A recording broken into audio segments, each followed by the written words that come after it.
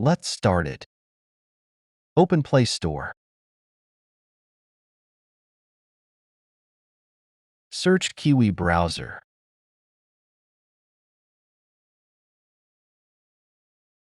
Install and open Kiwi browser.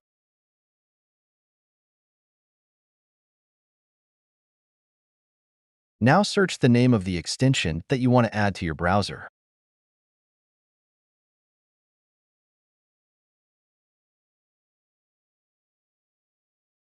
Now click three dots icon, then select Desktop option. Now click first link on the page. Now click Add to Chrome. Now press OK. Wait a minute.